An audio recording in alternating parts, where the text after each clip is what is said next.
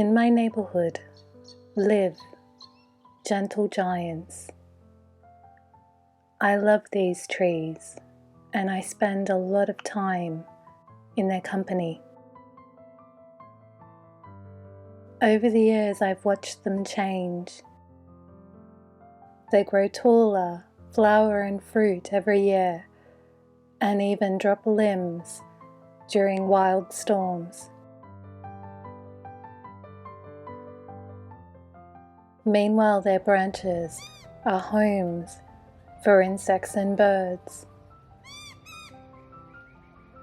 Mircea Eliade, who was a historian of religion, once wrote that features, like trees, could be hierophanies. Hierophanies, he wrote, were breaks in the profane. They stand between worlds. Or as Catherine May so beautifully penned, hierophanies are places of enchantment. My gentle giants have been a little sanctuary for me over the last couple of years. While watching birds or the rustling of leaves, ideas and solutions to bigger problems often come to me. In the past, when I have acted upon them, little by little, I witnessed changes, many of which were well and truly beyond what I ever imagined. And to build little worlds of wonder was one decision made under a gentle giant. So I have come to think that my gentle giants are wise and rather magical, and I'm grateful for their company and counsel.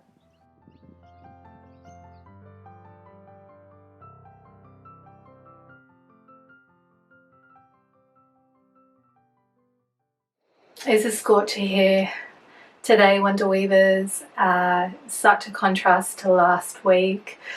The curtains are drawn, the windows are closed.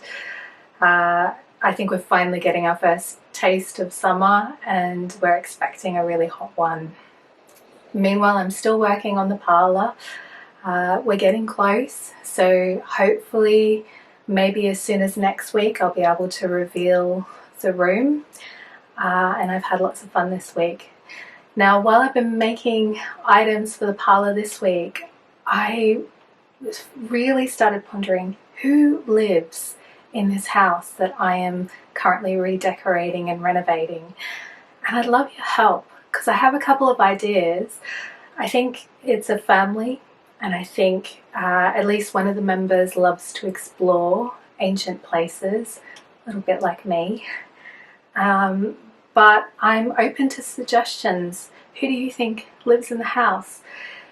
This will help me sort out details. I love animals, so it doesn't have to be a human family.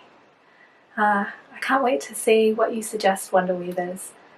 Anyhow, I hope you enjoy this week's blog.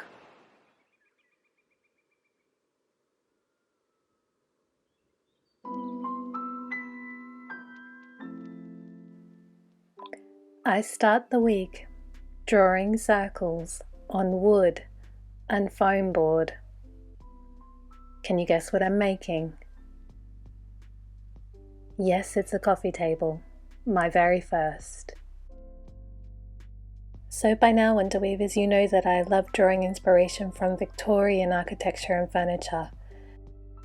So after looking at examples of Victorian style coffee tables, I've decided to make a tri-footed coffee table, and I start by cutting the circles out with a hobby knife and with my cutters. The foam board didn't cut cleanly, so I trim it with scissors. I'm going to create a layered tabletop, and the foam board disc is going to sit in between two wooden discs. For the table's stand and feet, I'm using 1 centimeter balsa wood sticks, which I cut to size.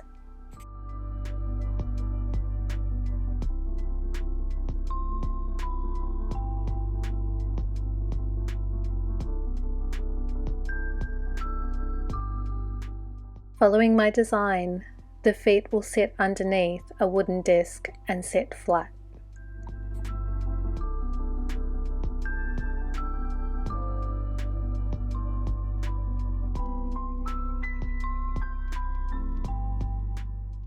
Once I've cut out the pieces, I roll out some polymer clay, and using stencils, I emboss designs.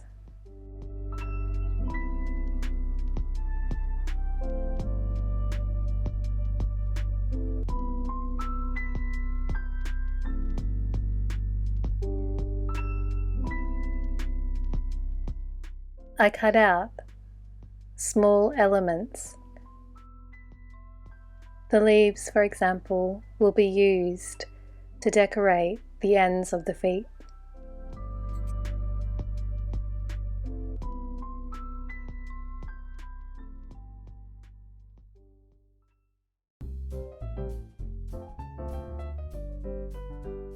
Then I roll a long snake of clay and cut 2 lengths.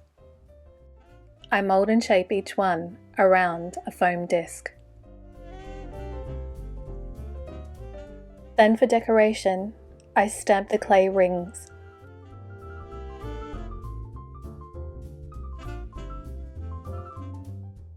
I then sand all of the parts of the table until their edges are smooth. As you can see, I've cut out parts to make other pieces of furniture. We'll get to those items shortly.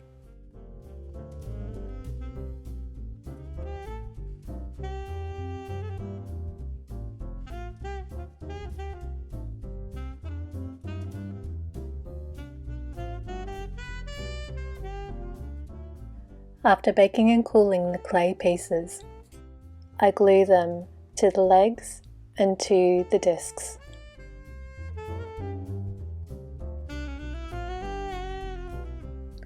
I also partially assemble the table before painting it.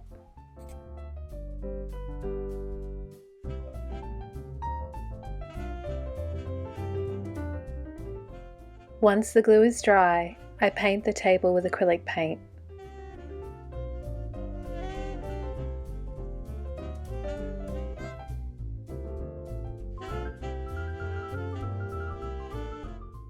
And then I assemble the remaining parts.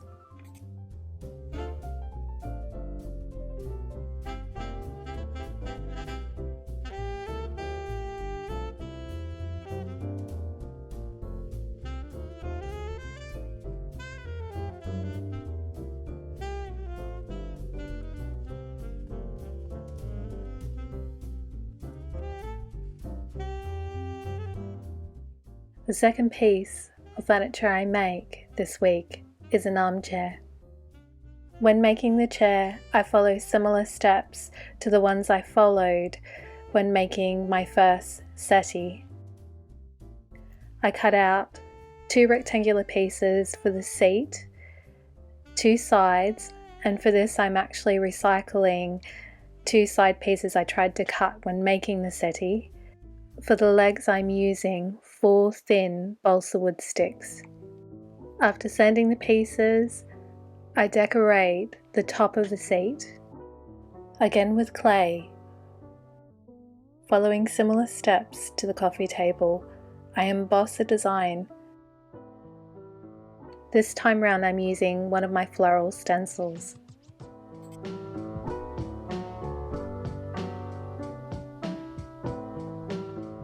For further decoration, I add leaves and 2 artificial pearl beads.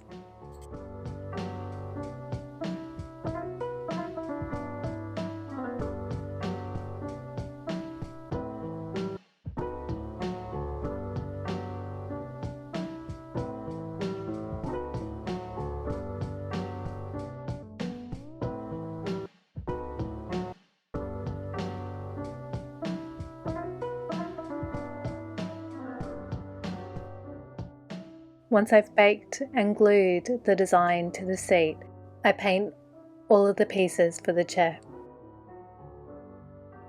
Later, I assemble them with glue.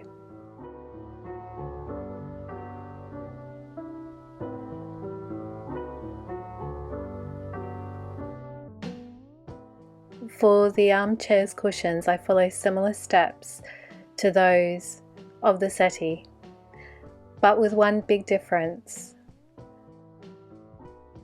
This time round, I cut the corners of the fabric before folding them. Thank you for this wonderful suggestion, Vicky. I think it really helped. As I mentioned last week when cutting the fabric for the settee, it's important to cut the fabric so that it sits nice and flat. If you would like to know more about how I made the settee, I've left a link to the video in the description box below.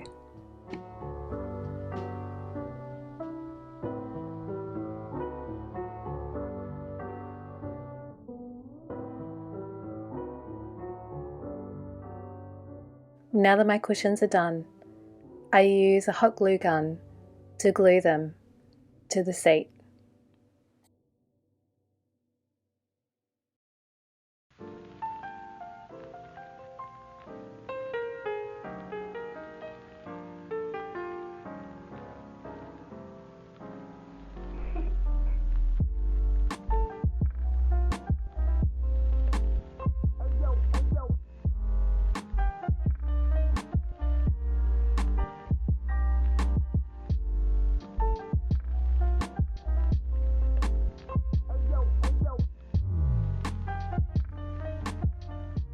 The third and final piece I make this week is a mirror to sit above the mantel of the fireplace. For the back of the mirror, I cut out a rectangular piece of wood. Then I mold the frame using polymer clay and decorate it with a bead and using stamps and stencils.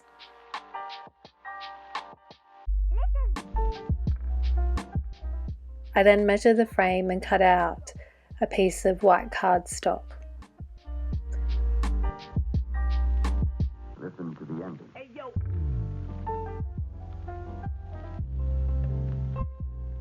I make sure that it fits. I then glue silver leaf to the cardstock.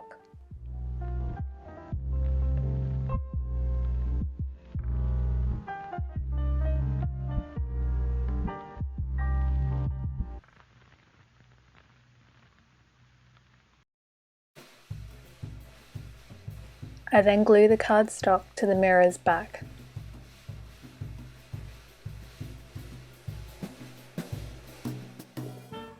And then place the frame over the silver leaf.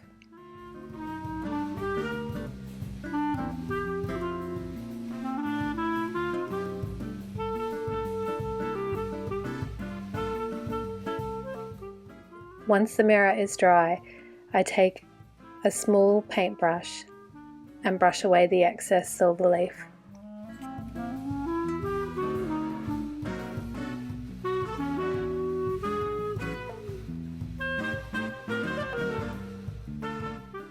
I haven't quite worked out how I'm going to hang the mirror, but for now it sits on the mantel. So there you go. 3 more pieces to add to the parlour. And now for the test. Is the table level? I think it will do just fine. So Wonder Weavers, we're really close now. The parlour is almost done. There are a few more details, a few more items I'd like to add. But in the meanwhile, Wonder Weavers, I'd love to hear from you. Thank you for your help. I love reading your stories, but I also really appreciate the tips that you're sharing with me. It's helping me grow and experiment. So thank you. Have a beautiful week, Wonder Weavers. Take care, stay well, and don't forget to play. Adios. Or ciao. Are you ready for a cup of tea, Robin?